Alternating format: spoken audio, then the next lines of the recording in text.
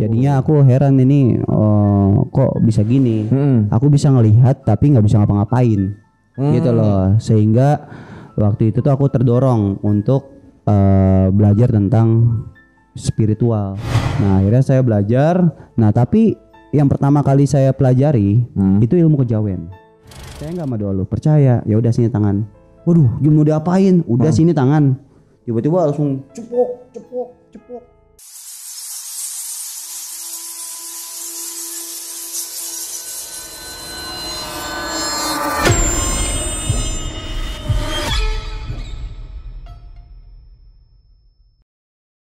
Berarti itu asalnya dari batu itu dia. Dari batu itu katanya. Oh. Gitu ya. Ya udah, saya nggak mau kalau diterima dikasih sama teman, ya udah saya nggak mau. Ya, kalau saya kecuali saya yang dapat sendiri. Iya. Atau mungkin memang batunya itu kalau saya lihat auranya positif gitu. Seperti itu. Oke, berarti dari awal Kang Yuda mengarahnya lebih ke kejawen ya Kang ya, keilmuan kejawen. Itu baru pertama. Berapa kali ini ternyata Kang Yuda? Karena tuh saya kan belajar sampai sekarang itu udah sekitar umur 15 sampai sekarang umur 26, berarti udah 11-12 tahunan lah ya. Iya. Gitu ya. Berarti udah 12 tahun mulai belajar tuh. Tapi kalau bisa emang dari kecil ya bisa melihat, bisa merasakan gitu loh. Iya. Berarti 12 tahun. Nah, itu saya ada step by stepnya. Itu baru kejawen. Nah, setelah di kejawen saya belajar lagi ke ilmu kabuhunan atau wiwitan. Oh, wiwitan. Iya, bahasanya tuh Sunda ilmu Sunda kuno. Itu bukannya sedikit hampir sama atau ternyata beda?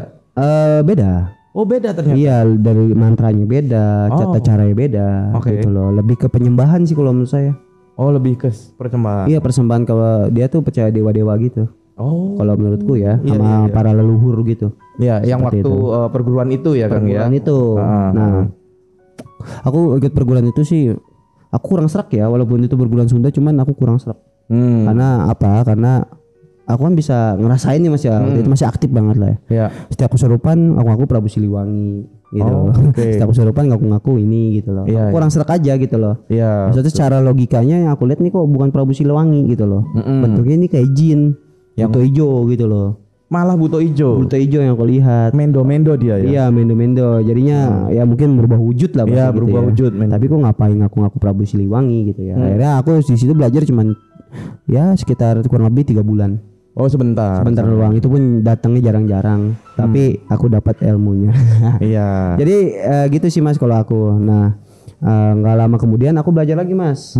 Ya di kebetulan waktu itu kan lulus tuh ya. Kerja. Nah itu udah jarang tuh ikut kejawen karena kan si ayahnya juga udah pindah rumahnya. Gitu. Tapi tetap masih kontekan. Kalau masih telepon-teleponan, kabar-kabaran. Nah akhirnya nggak lama itu aku diajak ke salah satu guru. Yang dimana aku selalu berdoa waktu itu, ya Allah ketemukanlah saya sama guru yang terbaik. Gitu, yang bisa ngajarin saya hal-hal yang baik. Karena saya tuh pengen cuman mengobati orang tua saya aja. Tujuannya itu doang. Tujuan sana, maksudnya nggak mau ke arah yang aneh-aneh. Nggak pengen sakti gitu. Nggak pengen sakti, nggak mau saya. Karena kan emang tujuan saya buat bantu orang tua. Seperti itu. Akhirnya nggak lama kemudian tiba-tiba nih, ini kejadiannya aneh, lucu bahasannya. Apa tuh? Awal mulanya kan aku waktu itu kerja tuh sudah keluar, nganggur. Nah tiba-tiba dulu tuh istri nih, dulu belum jadi istri, masih pacaran. Tiba-tiba ngechat, yang mau kerja nggak? Oh mau kerja mah, apalagi betul waktu itu masih nganggur kan, kan? Mau siapa yang nggak mau kerja? Ya udah datang ke sini. Emang kamu di mana? Di rumah teman aku. Gitu. Ya udah saya siapin lamaran tuh Mas. Lamaran bawa pokoknya pakai lengkap lah gitu, rapi gitu kan. Pantofelan gitu. Kan di Sherlock tuh ya. Aku lihat kok tempatnya kayak gini ya, saya bilang ya. Maksudnya kayak rumah biasa, cuma banyak orang ngaji. Aku mikirnya positif tinggi, mungkin lagi selamatan kali gitu kan. Masih ini. Iya datang ketemu istri. Ya bentar ya Pak Hajinya lagi ada tamu bentar. Oh iya, emang ngapain sih? Udah ntar ngobrol sama Pak Haji. Gitu kan. Karena waktu itu kenapa istri saya ngajak ke ini ya, ke tempat ini. Waktu di kejawen emosi saya nggak stabil Mas. Jadi ya mungkin istri saya mengajak yang lebih baik lah kalau bisa gitu. Kalau saya emosi itu kadang-kadang gelap mata. Sampai segitunya. Ya biarpun muka culun gini ya, nggak pernah ikut tawuran, cuman kalau dia ribut sama orang satu lawan satu, orangnya bisa mental sama saya gitu. Bahasanya saya tonjok bisa mental orangnya. Iya. Soalnya saya pernah praktekin dulu sekali gitu. Waduh, ada korban berarti ya? Ada korbannya, teman sekolah saya sendiri, bahkan orangnya masih ada lah gitu. Alhamdulillah masih hidup. Masih hidup dan sering mantengin saya juga. Dia sekarang lebih friend sama saya gitu. Oh, jadi temen ya? Teman. Saya tonjok itu mental dia. Badannya segede Kang Dini teman. Waduh, Kang Musa deh, Kang Musa. Wah, 2 kalinya gitu. Sampean. Iya gitu. Tonjok judet mental. Iya, akhirnya di situ kapok dia gitu. Padahal aku nggak mau ngelawan, tapi dia duluan yang mancing-mancing. Nah, akhirnya disitulah istri saya mikir daripada nanti mungkin saya emosi nggak kontrol, udah gitu nggak baik. Akhirnya ketemulah sama Pak Haji ngobrol. Saya mau ngasih lamaran. Bola lamaran tuh. Orang yang di situ pada ngaji pada ngeliatin nih orang kok ngapain bola lamaran gitu kan. Iya sih. Saya nggak tahu. Ya, ngobrol-ngobrol. Akhirnya Yuni katanya ngundang Yuda ke sini karena katanya ya minta diruqyah Yuda gitu. Diruqyah. Saya bilang, "Pasan sini ya tadi Yuni minta ini mau kerja gitu kan." Enggak apa-apa karena biar mungkin kalau nggak digituin ya Yuda nggak mau gitu kan, dia bilang gitu ya. Nah Pak Haji baik kalau sopan gitu ya saya bingung kan, waduh gue dibohongin sama bini gue nih. Gue liatin ya bini gue kan ngomong apa ya, liatin bohong lo sama gue lo kan, gitu kan. Wah dijebak nih. Iya. Akhirnya ya udah dia ngobrol-ngobrol panjang lebar, cuma enak sih orangnya gitu ya. Maksudnya mungkin karena doa saya juga gitu kan. Akhirnya ketemu lah Mas titik jalan yang dimana saya tuh benar-benar mau tobat. Maksudnya mau tobat dalam artian dulu tuh saya walaupun ilmu tinggi sholat tetap sholat gitu kan, tapi ya gitu agak sedikit miring gitu loh bahasanya gitu ya, emosian dan sebagainya dan juga ya gitulah pokoknya. Akhirnya di ruqyah tuh sama Pak Haji. Nah Pak Haji ngomong, ini saya lihat nih, mohon maaf nih ya, dari terawangan saya Yuda nih banyak benda-benda pusaka ya gitu kan, sama benda-benda kayak batu gitu ya. Oh iya ada emang Pak Haji, boleh dibawa nggak? Kebetulan kan rumah Pak Haji sama rumah saya dekat gitu kan. Saya pulang dulu, diikutin sama istri saya, takutnya saya nggak baik lagi kali gitu kan. Ambil barang semuanya karena emang ya udahlah mungkin ini nih saya benar-benar mau tobat gitu, ambil semuanya bawa. Itu yang hasil tarikan. Tarikan ada yang dikasih juga gitu kan. Saya kasih bonus tuh. Wah banyak banget gitu kan. Ini isinya panas semua lagi gitu kan. Oh ya udah kan saya dulu sambil ngetes juga sebenarnya Mas gitu kan. Waduh iya. Iya nih Pak Haji tuh silakan kalau mau diterawang atau mau dibersihin silakan. Akhirnya udah disimpan dulu, yang penting udah lu yang bersih gitu kan. Ya udah saya mikirnya pasrah aja lah lillahi ta'ala gitu kan. Nah pas di ruqyah ada yang kesurupan tuh anaknya. Kesurupan. Saya muntah gitu kan. Dia muntah, anaknya kesurupan. Nggak jadi macan gitulah. Ini sama aja dong gitu kan. Jadi macan. Tapi dia bilang katanya kita ini lagi diserang nih sama yang ngikutin si Yuda. Karena emang jujur aja dulu saya masalah kodam mah saya taklukin semua Mas. Iya. Masalahnya kodam dari mana insya Allah ada gitu loh. Saya gitu, link mah banyak gitu kan. Link banyak.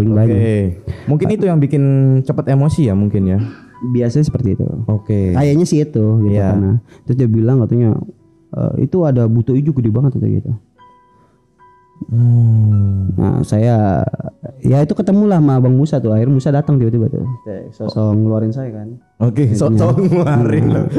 Dulu tuh saya ketemu Musa di ruqyah itu. Tiba-tiba datang, so jago lah gitu kan. Saya kagak keluar gitu kan. Diserang si Musa sama pasukannya Pak Haji di situ. Jadi kayak perang gaib masuknya.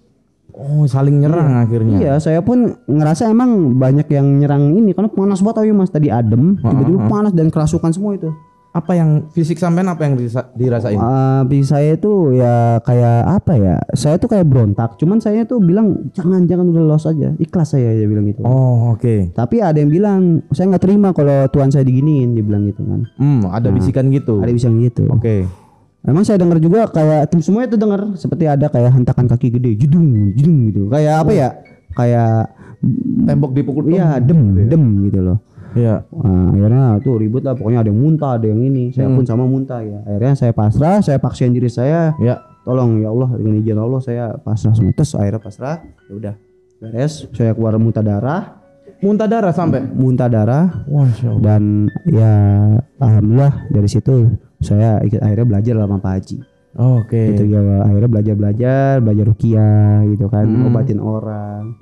Dan alhamdulillah ya dari situ juga ketemulah jalannya untuk mengobati ibu saya.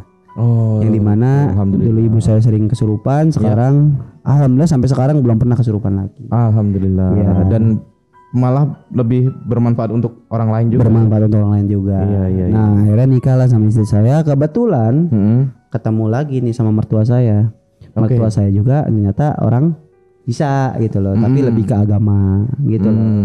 Walaupun memang sama dia bilang curhat masa lalunya sama kayak saya gitu kan, belajar ke Jawa, belajar apa gitu kan.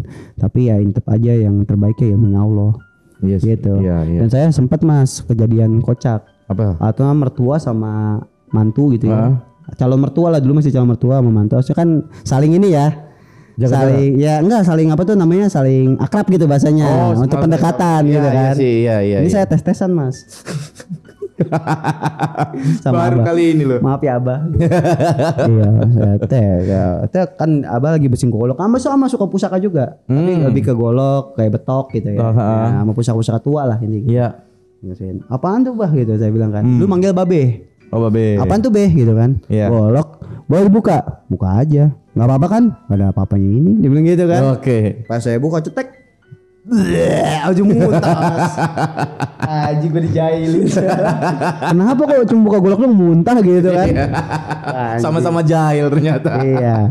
Nah waktu itu ya udah tuh 2 minggu kemudian saya cari titik lengahnya nih. Ngobrol ngopi aja, ngopi ngerokok gitu kan. Ngerokok martabak gitu kan. Ngobrol. Gini Be, saya tek. Nah kebaca nih di tangan. Be sorry itu di tangan apa ya? Cakep juga tuh boleh. Oh nggak ada apa-apa, tapi nggak ada apa-apa tapi gini ya, nggak ada apa-apa itu mah. Saya emang lihat di tangannya kayak ada something gitu loh. Oh, iya kan. Nggak ada apa-apa ini. Tapi gaib, gaib atau ada tulisan? Iya, ada something kayak apalah gitu krisis. Oh, bentuknya itu jelas banget. Iya. Nah, Babe bilang ini yang bisa dilihat Juda doang gitu kan. Lihat ini, tolongan saya katanya. Ini buat nggak orang palanya gosong bahasanya gitu. Gosong, Beraja Musti. Kayak udah tahu itu apa sana dulu di Kejawen diajarin saya gitu. Iya. Karena emang ada cerita ya waktu nambah orangnya tuh kalau gini. Serius? Iya. Sampai dia minta maaf dikasih air baru sembuh lagi. Hah? Itu kejadian dulu waktu dia masih muda gitu. Jadi ditampol. Iya ditampol. Kalau pakai ini bahaya, untung nampolnya pakai ini. Pakai ini cetak gitu kan. Petot dia. Mohon maaf. Seharian. Orang yang minta maaf sama orang tuanya datang ke situ ya dikasih air baru sembuh. Langsung sembuh. Sampai sampai kayak gitu. Dia mah ya itu ngasih pelajaran aja kalau di sini jangan songong gitu, bukan lu yang jago. Karena yang jago kan cuma ayam. Iya. Sakti cuman kera. Ayam jago ya jadi. Nah, disitulah akhirnya saya banyak sharing sama Abah sebagai orang tua saya juga gitu ya, ngasih motivasi lebih ke kehidupan sih. Sama ke keimanan. Digembleng lagi yang mungkin saya dulu belajar kuliah ya benar, cuman ada beberapa yang mungkin saya dulu mengira apa-apa sesat gitu loh. Apa-apa salah gitu kan. Kodam enggak ada gitu. Pokoknya udah benar-benar menghilangkan kayak gitulah bahasa gitu ya. Punya batu dikit musyrik gitu loh. Akhirnya dibenahin lah sama Abah. Gitu loh. Jadi bukan segala sesuatu itu bukan kayak gitu. Enggak harus langsung gitu. Enggak harus langsung gitu. Iya. Dan alhamdulillah dikasih jalan sama Allah untuk bantu orang, bikinlah produk-produk untuk yang ngebantu awalnya ngerukiah dan sebagainya. Insya Allah dikolepin sama apa yang Abah kasih tahu, alhamdulillah lebih baik menurutku. Iya, dan gitu. Alhamdulillah yang setauku ya sadul-sadul kan Kang Yuda juga punya produk-produk di Albantani ya, dan itu alhamdulillah juga sudah mendapatkan manfaat untuk orang lain. Alhamdulillah gitu. Kalau dari hasil testi ya, teman-teman yang ngasih tahu itu alhamdulillah sudah manfaatnya banyak dan cukup membantu lah bahasa gitu. Iya, bahkan ada yang namanya itu kalau nggak salah air ruatan juga ya. Garam buatan, minyak pembuka aura dan sebagainya. Dan ruqyah jarak jauh juga insya Allah bisa gitu. Nah, disitulah mungkin Allah mengarahkan saya gitu, karena mungkin doa saya baru dikabul lah beberapa tahun kemudian yang sehingga ya sampai saat ini. Jadi saya lebih tahu, lebih paham tentang perbedaan. Seperti itu. Dan tidak mudah menjudge seseorang kalau kita belum tahu orang itu siapa. Ya, maka dari itu ya teman-teman juga mungkin bisa ambil hikmahnya ya. Iya. Jadi jangan ambil yang hebat-hebatnya aja. Jangan. Karena kan itu baru cerita setengahnya. Ternyata dari balik ilmu kehebatan saya gitu ya, ternyata masih ada ilmu yang lebih tinggi lagi. Dan kalau udah tinggi pasti ada lagi tinggi lagi. Karena di atas langit masih ada langit. Nah, disitulah jadi kita jangan sombong. Iya. Gitu loh. Ilmu yang mahal itu ilmu yang mungkin bisa bermanfaat untuk orang banyak.